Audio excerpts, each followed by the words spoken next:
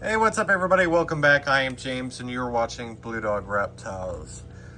You guys asked, I answered. You wanted part 2 to what plants are safe for your reptiles. Now, the 2 videos we've done, if you haven't seen part 1, make sure to drop over and take a peek at that. This is part 2 here. We are focusing on tropical plants right now. If you'd like to see what desert plants are safe for your reptiles, then leave us a comment down below asking for that video and we will make it happen for you guys. Also, thank you to all the new subscribers. You guys are absolutely amazing. This channel is growing like a weed, and that is all thanks to each and every one of you. If you are tuning in for the first time, make sure to hit that like and notification bell. That way you stay up to date with all of our videos that come out each and every week. As well as please consider subscribing. It does greatly help the channel out. With that being said, guys, let's jump into it. Now, I'm sure a lot of you guys recognize this plant right here. It's actually one of my favorites, and this plant is growing like a weed. Now, as you all know, I have tarantulas, and I love anything that's kind of has the same name as tarantulas or a spider. Hint, hint, it's a spider plant. Now, this is the Chloropindian, also known as the spider plant.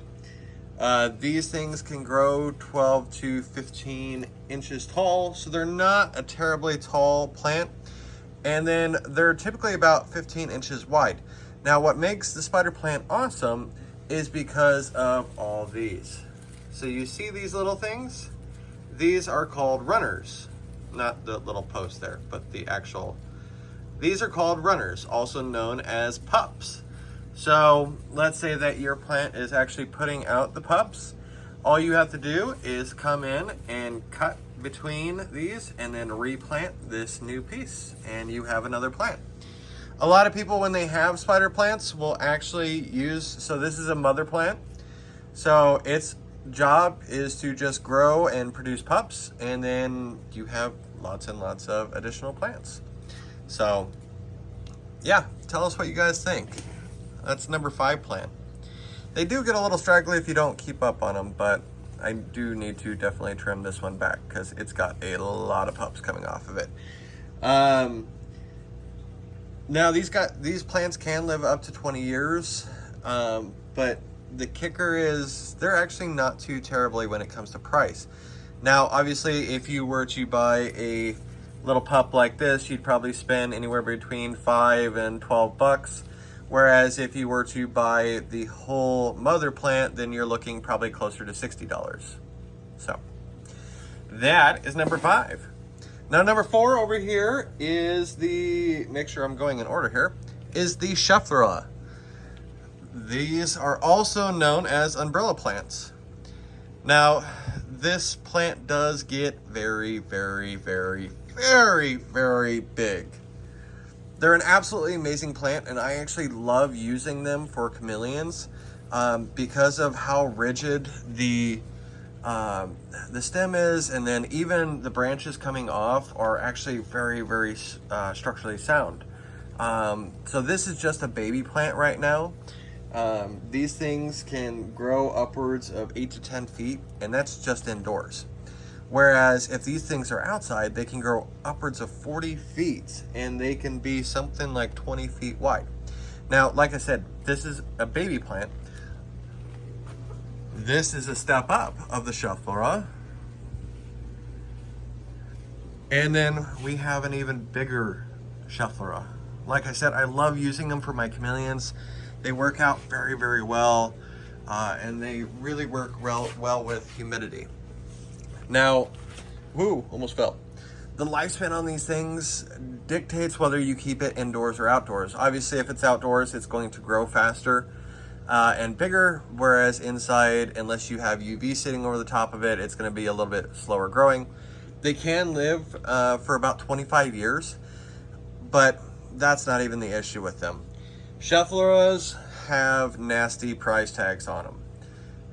Now, for something like this, you're looking about $20, and that's just a small plant.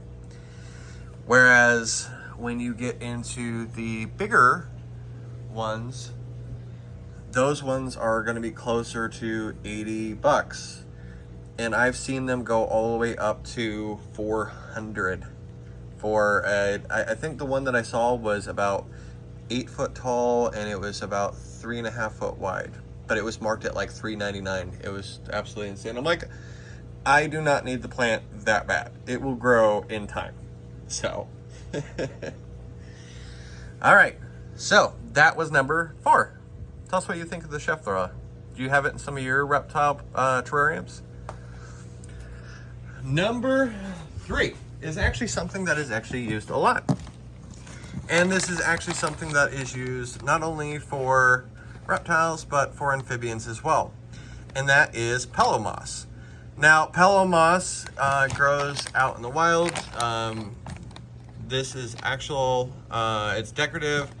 I feel like Pelomas actually brings out, like, I love that seeing a terrarium and it just having that green blanket across the bottom. It just looks more natural, or when people attach it to rocks or in between rocks and their scapes.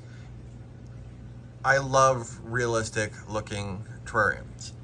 Now, Pelomas is also known as, and bear with me on this name, Lycobrydium claudiacum. I probably slaughtered that name. But the common name for this is Pelomas. Excuse me. And everybody knows it as Pelomas. It's pretty easy to distinguish. It only grows about 3 inches tall, and out in the wild it can grow about 8 to 12 inches wide.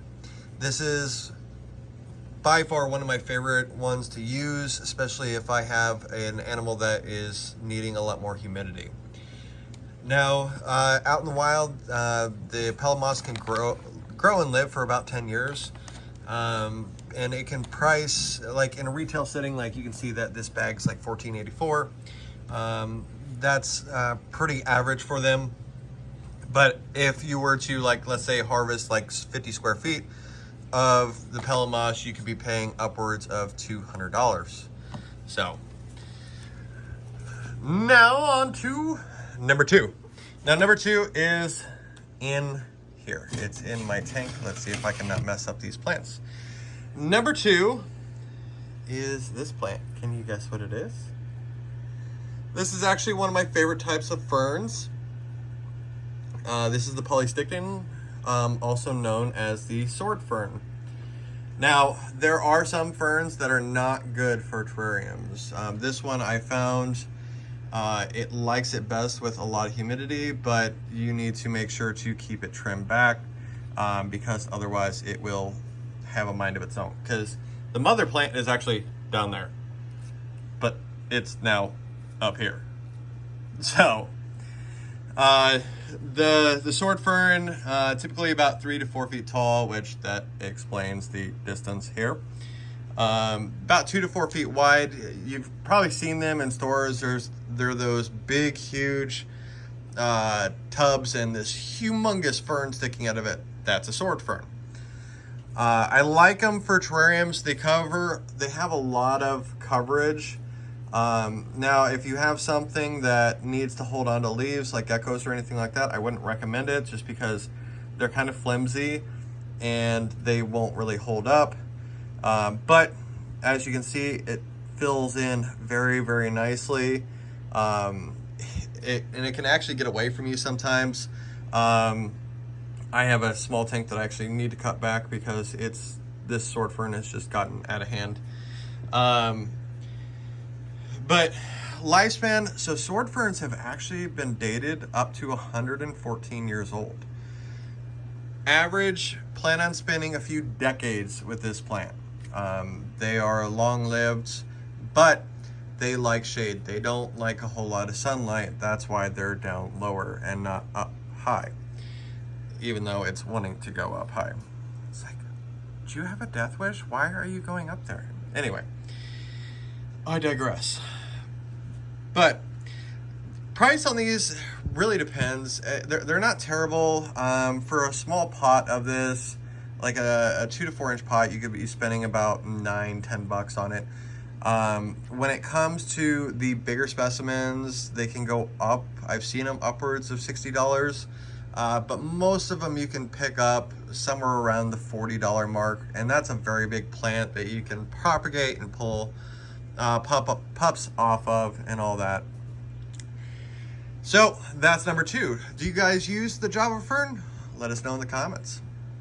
And number 1, can you guess what? This is actually one of my favorite plants. And number 1 is, I'm finding, is actually not easy to come by. I grow it like crazy, so it's easy for me, but I've actually learned a lot about this plant over the last couple of years. And that is none other than the Ficus pumila, also known as the creeping ficus. So the creeping ficus here will grow over everything. It will grow on glass, it will grow on rock. But if you notice, if it doesn't get the proper sunlight and the proper moisture, it'll start dying off. Nice thing is, it doesn't kill the entire thing.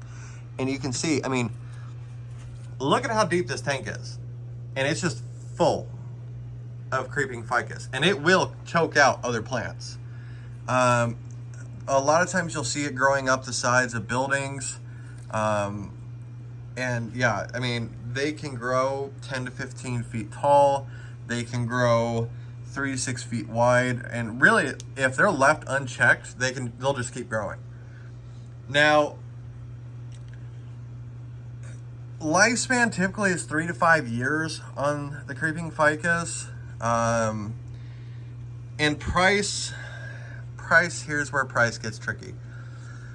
For a little cutting about that big is about $5. Now, obviously, if you have like a big, huge wall, you could spend upwards of $200. Now, would I recommend going and ripping it off a wall? No, because they have feet. Now, you see these, maybe it's easier to see on the glass. So you see these little pieces that are attaching to the glass. Those are its feet.